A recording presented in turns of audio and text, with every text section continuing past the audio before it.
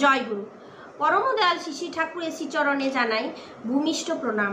আপনাদের প্রতি প্রত্যেককে জানাই রানন্দিত জয়গুরু। আজ ইষ্ট প্রসঙ্গে আলোচনা করব বর্তমান আচার্য দেবেরই নির্দেশ। দেখুন, আমরা সৌভাগ্যবশত ঠাকুরের দীক্ষা পেয়েছি, ঠাকুরকে পেয়েছি, বর্তমান আচার্যদেবকেও পেয়েছি, কিন্তু তার দেখানো পথে আমরা যদি চলতে না পারি তাহলে বারবার হোঁচট খেয়ে পড়বো, কিন্তু উঠতে আর পারবো না। যারা ঠাকুরের সন্তান হয় তারা হোঁচট খেয়ে পড়ে ধুলো ঝেড়ে উঠে আবার সামনের দিকে এগিয়ে চলে। আমাদের এখন কাজ একটাই, ঠাকুরের স্বপ্ন পূরণে ব্রতী হওয়া। আমাদের জীবনে কি আছে? আমাদের জীবনে গল্পটা হচ্ছে চাওয়া পাওয়াকে নিয়ে। কি করব, কিভাবে হবে, মানে কোন দিকটা কম আছে সেটা পূরণ হয়ে গেলেই ব্যাস। এই সংকীর্ণতার মধ্যেই কিন্তু আমাদের চাওয়া পাওয়া, আর এটাইতেই আমাদের জীবনের গল্প সীমাবদ্ধ। কিন্তু আমাদের জীবনটাকে আমরা যদি বদলাতে চাই, আমাদের জীবনকে যদি সুন্দরভাবে গড়তে চাই, তাহলে আমাদেরকে ঠাকুরের স্বপ্ন পূরণে ব্রতী হতে হবে। বর্তমান আচার্যদেবের এটাই আশীর্বাদ। তার জন্য বর্তমান আচার্যদেব বললেন যে তোমার অবসর সময়টাকে তুমি খুঁজো, আর সেই সময়টাতে তুমি সক্রিয়ভাবে সচেতন হয়ে ঠাকুরের সাথে নিজেকে যুক্ত করো। ওইটুকু সময় তোমার পুরো জীবনটাকে বদলে দিতে পারে।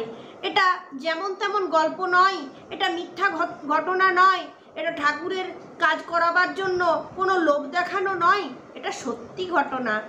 আপনারা জানেন কত মানুষ তার জীবনের দিশা পেয়েছে, কত মাতাল লোক সে নিজের জীবিকা খুঁজে পেয়েছে, নিজের জীবনকে বদলিয়ে সে এখন চাকরি করছে। কত দিশেহারা অসহায় মানুষ নিজের পথে এসেছে শুধু এই দীক্ষাপত্রের কাজের সঙ্গে যুক্ত হয়ে। একটা বেকার ছেলে জীবনের একঘেয়েমিতে একদম অসহায় হয়ে বর্তমান আচার্যদেবের কাছে পৌঁছেছে। বর্তমান আচার্যদেবকে বলছে যে দাদা, আমার খুব সমস্যা, আমি এত পড়াশোনা করেছি, আমার কোনো চাকরি হয়নি, আমার বেকারত্বের জন্য আমার এখন খুব সমস্যা হচ্ছে। বর্তমান আচার্যদেব বলছেন, যা তুই ঠাকুরের কাজে নিযুক্ত হ। দীক্ষাপত্রের কাজ করতে নিযুক্ত হলো, সক্রিয় সচেতনভাবে দীক্ষাপত্রের কাজ করার কিছুদিনের মধ্যে ছেলেটির চাকরি হলো, ছেলেটি এখন এস্টাবলিশড। তাহলে আপনারাই বলুন, এই গল্পগুলো, এই ঘটনাগুলো প্রত্যেক দিন তৈরি হচ্ছে। মানুষ ঠাকুরের সঙ্গে যুক্ত হয়ে ঠাকুরের কাজ করে করে এই একটা করে সুন্দর সুন্দর ঘটনা তৈরি হচ্ছে। আর এই ঘটনাগুলো আলোচনা পত্রিকাতে, মাসিক স্বস্তি সেবক পত্রিকাতে দেওয়া হচ্ছে। প্রত্যেকটা কাজ তৈরি হচ্ছে, প্রত্যেকটা গল্প তৈরি হচ্ছে, কাজ হচ্ছে, আর মাসিক পত্রিকায় দেওয়া হচ্ছে, মানুষকে জানানো হচ্ছে। আর দীক্ষাপত্রের কাজটা তাড়াতাড়ি করাবার চেষ্টা করা হচ্ছে। তাহলে দেখুন, ঠাকুরের স্বপ্ন পূরণে আমি কি থেমে রয়ে যাব? আমি যদি ঠাকুরের স্বপ্ন পূরণের কাজে লেগে পড়ি, আমি কি স্তব্ধ হয়ে দাঁড়িয়ে থাকব? একদমই নয়। আমি যদি ঠাকুরের কাজ করি, আমি যদি ঠাকুরের সঙ্গে নিজেকে সক্রিয়ভাবে নিযুক্ত করি, তাহলে আমি কোনোদিনই থেমে থাকব না। আমার জীবনটা, আমার ভাড়াভারটা আমার ঠাকুর নেবেন। আমার সমস্যার সমাধান, আমার চিন্তার সব সমাধান তখনই হবে যখন আমি আমার চিন্তাটাকে ছেড়ে ঠাকুরের চিন্তা করব। এটা বর্তমান আচার্যদেব বলছেন যে আমি, আমার জীবনে অনেক সমস্যা, আমি কিন্তু সমাধানের জন্য ভাবি না, আমি ভাবি তোমাকে, তুমি সব ঠিক করে দাও। তার জন্য এই ভালোবাসাটা তার প্রতি হওয়া দরকার। আমাদের এই গল্পটা আমাদের জীবনেও তৈরি হবে যখন আমার সঙ্গে তার প্রেমের সম্পর্ক তৈরি হবে। এই হচ্ছে কথা। তো এই দীক্ষাপত্রের কাজে নিজেকে নিযুক্ত করে আমাদের একটাই কাজ, আমাদের জীবনকে বদলাতে হবে। দীক্ষা নিলাম, ইষ্টভীতি করলাম, সব কিছু চলতে রইল, কিন্তু নিজেকে বদলাতে পারলাম না, মানে আমার জীবনে আমি ঠাকুরকে বসাতে পারিনি। আমি আমার জীবনে যদি ঠাকুরকে বসাতে না পারি, তাহলে আমাদের জীবনে সেই গল্পগুলো তৈরি হবে না যেটা আমি লোককে বলবো। দীক্ষাপত্রের কাজে আমাদেরকে হাত দিতেই হবে, না হলে হবে না। পরমদয়াল শুধু সারাটা জীবন মানুষের জন্য হাহাকার করেছেন। ঠাকুরকে যখন জিজ্ঞাসা করা হলো যে ঠাকুর আপনার কাজ কি, আপনি কি করেন? ঠাকুর বলছেন আমার আয় হলো মানুষ, ব্যয় হলো ভালোবাসা।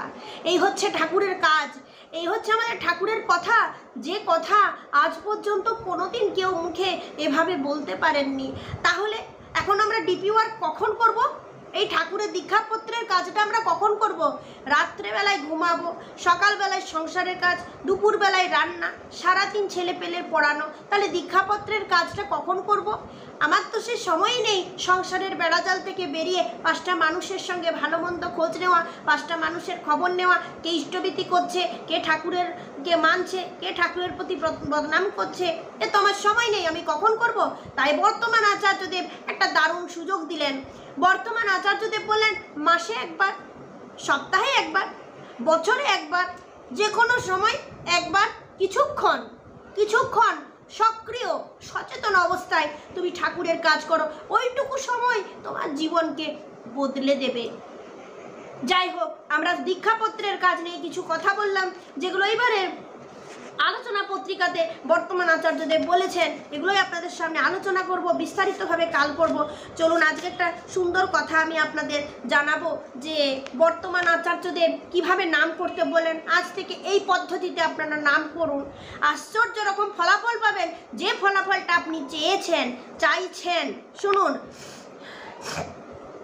একটি মেয়ে MA পাঠরতা, এখন একটি মেয়ে MA পাঠরতা, তো প্রশ্ন করলো নাম করতে বসি, কিন্তু কিছুতেই মন লাগে না, মন দিতে পারি না। চলুন, এর একটা সহজ যুক্তি আচার্যদেব বললেন। আচার্যদেব নিজে করেন, জানেন, তাই বললেন। ব্যাপারখানা একটাই, যে ইনকমপ্লিট কাজ আমাদেরকে ঠাকুর নামে বসতে দেবে না। আমার সারাদিনের যা কাজ, যেটা হাত দেবো সেটা শেষ করব, যেটা সময়ের কাজ সেটা ফেলে রাখবো না। এটা করলে আমি আমার নামে আমি আমার মনটাকে বসাতে পারবো। আচার্যদেবের উত্তরগুলো আর উদাহরণগুলো পরপর শুনে যান, অধৈর্য না হয়ে শুনুন। আচার্যদেব বললেন মনের ধরনটা হচ্ছে প্রবাহমানতা, সব সময় চলছে, মনের চাকা কখনো বন্ধ নেই। তাকে কোনো কিছু খুঁটিনাটি বিষয়ে কখনো বেঁধে রাখতে যাবে না, আর একটা বিষয় হলো কোনো কাজ ইনকমপ্লিট রাখবে না। যে কাজগুলো ইনকমপ্লিট আগে সেগুলো করে ফেলো। কাজ করে উঠলে কি হবে, তোমার নিজের মধ্যে একটা আত্মবিশ্বাস বাড়বে, তখনই মন বসবে। আর মনকে মুক্ত রাখতে হলে কি করতে হবে? মনের মধ্যে একটা প্রেমের গল্প গড়ে তুলতে হবে। প্রেম 2 প্রকার হয়, এক হয় নিজের সাথে প্রেম, তাতে সবসময় আমি চাই, আমি এরকম চাই, আর এটা চাই, এই ব্যবহারটা আমার চাই, তার সবটাই আমি কেন্দ্রিক। কিন্তু অর্থাৎ নিজের সাথে প্রেম, যাকে বলে আত্মকেন্দ্রিক বাঁচা। আরেকটা হলো আমার থেকেও বড় যিনি, সেই বড় আমির সাথে প্রেম। শুনুন, মানে ঠাকুরের সাথে প্রেম। তখন মনের ভাবটা হবে তুমি যেমন চাও আমি তেমন হব, আমার হওয়াটা হবে তোমার মতো। এটা হলেই মন মুক্ত হয়ে উঠবে। জীবনটাকে দেখবার দৃষ্টিভঙ্গিটাকে এভাবে বদলাতে হয়, তাহলেই দেখবে সব কিছু সমাধান হয়ে গেছে। কখনো কখনো মন চিরাচরিত গতানুগতিকতার মধ্যে আটকে যায়, জীবনের যে প্রকৃত শক্তি সেই কথাটাই ভুলে যায়। বিষয়টা কীরকম? ধরা যাক একজন ম্যাথর কাজ করছে, তার কাজ হলো দিনরাত মল ঘাটা। আবার একজন প্যাথোলজিস্ট, সেও কাজ করছে মল নিয়ে। হ্যাঁ, উদাহরণটা শুনুন, যে প্যাথোলজিস্ট সেও মল ঘাটছে, যে ম্যাথর সেও মল ঘাটছে। তাহলে একজন ম্যাথর আর একজন প্যাথোলজিস্টের মধ্যে তফাৎ কোথায়? যে ম্যাথর, তার কাজের মধ্যে রয়েছে গতানুগতিকতা। কি করে বুঝবো ম্যাথরের কাজটা গতানুগতিক? কারণ দেখো, ম্যাথর যে কাজটা করছে সে চোখ বুঝেও সে কাজটা করে যেতে পারবে, কিন্তু প্যাথোলজিস্ট সে তার কাজের মধ্যে রয়েছে ক্রিয়েটিভিটি, উদ্ভাবনী শক্তি। সে একই কাজ প্রতিদিন করছে, কিন্তু প্রত্যেকটা কাজই তার আলাদা। তাহলে এইভাবে বিষয়টাকে বুঝে জীবনটাকে গতানুগতিকতা থেকে মুক্ত করে তুলতে হবে। ক্রিয়েটিভ বিষয়ের সাথে নিজের মনকে যুক্ত রাখবে, তাহলেই দেখবে তুমি সব পাচ্ছ। ঠিক আছে, বুঝতে পেরেছ? ভালো থেকো। মেয়েটি ঘাড় নেড়ে সহাস্যে সম্মতি জানায়, তারপর প্রণাম করে ধীরে ধীরে উঠে যায়। ইনকমপ্লিট কাজ রাখবেন না, যখন যে সময়ের যে কাজ সেটা করে নিতে চেষ্টা করবেন। সকলকে বলুন এই আলোচনাগুলো আপনার মধ্যে সীমাবদ্ধ রাখার জন্য নয়, ঠাকুর আমার কাছে থাকার জন্য নয়, ঠাকুর বিলিয়ে দেওয়ার মতো। ঠাকুরকে আমি চতুর্দিকে বিলিয়ে দিব। ঠাকুর যত বিলিয়ে দিবেন ঠাকুরকে, ঠাকুর তত আপনার হবে। তাই এই কথাগুলো শুনছেন, এই কথাগুলো বাড়িতে অবশ্যই আলোচনা করুন। আপনি আপনার বাড়ির, আপনার স্বামীর সঙ্গে, আপনার ছেলের সঙ্গে, আপনার প্রিয়জনের সঙ্গে আপনি আলোচনা করুন, কারণ এই আলোচনাগুলো আপনাকে অনেকখানি ঠাকুরের কাছে পৌঁছে দেবে। তাই এই আলোচনা অবশ্যই করতে হবে। ঠাকুরের কথা আপনি শুনলেন আর মনের মধ্যে রেখে দিলেন এমনটা নয়। নামে মন বসে না, এটা মানে 99% লোকের এরকম হয়। নামে মন বসছে না, 100-এর মধ্যে 99% লোকের এটা হয়। তো নামে মন যদি না বসে, আপনার যে ইনকমপ্লিট কাজগুলো পড়ে রয়েছে আপনি শেষ করুন। এটা কাল করব বলে ফেলে রাখবেন না, কাজ করুন। নামে ব্যাঘাত হবে, পেটে বায়ু উৎপন্ন হবে এমন খাবার খাবেন না। ঠাকুর বলছেন পেটে যখনই বায়ু উৎপন্ন হয় তখনই ভক্তির অভাব হয়, মন সহজে বসতে চায় না। তার জন্য আপনার কাজকে দুটো ইনকমপ্লিট কাজকে আপনারা কমপ্লিট করুন। সহজপাচ্য খাবার খান যাতে করে আপনার পেটে বায়ু উৎপন্ন না হয়। এইভাবে ঠাকুরের কাজ করে যান। নামে আচার্যদেব এইভাবেই বসতে বললেন, সমস্ত সমস্যার সমাধান হবে। নামে আশ্চর্য রকম রেজাল্ট পাবেন। মানে নাম করতে পারছিলেন না, এই কাজগুলো করে দেখবেন নাম করতে পারছেন বসে। উল্টাপাল্টা চিন্তা ভাবনা আপনার কাজ নয় করার, আপনি তাকে ভাবুন, তিনি আপনার চিন্তা করবেন। দীক্ষাপত্রের কাজে প্রত্যেককে অংশগ্রহণ করুন, প্রত্যেককে অংশগ্রহণ করান, আপনার জীবনের মোড় ঘুরে যাবে অন্যদিকে। অবশ্যই এটা সহজ সুন্দর একটা সত্য গল্প। প্রত্যেক দিন নতুন নতুন প্রেমের গল্প তৈরি হচ্ছে, গড়ার গল্প তৈরি হচ্ছে।